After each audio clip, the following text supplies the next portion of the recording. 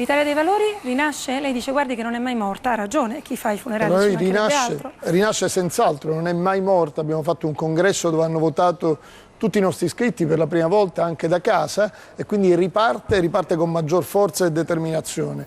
Io però prima di parlare di Italia dei Valori... magari battendo Berlusconi in cabina elettorale? Quello sicuramente, quello forse sarebbe la cosa. Sicuramente ci si prova più soddisfazione, però devo dire sinceramente le argomentazioni che sono state avanzate poco fa dagli altri mi sembrano un po' vecchie, 20 anni che parliamo dei processi di Berlusconi, ma ci vogliamo chiedere perché Berlusconi finisce sotto processo? Perché non è che finisci sotto processo per caso, evidentemente c'è qualcosa che viene sottoposta. Sicuramente aggiungo, questa giustizia contra personam.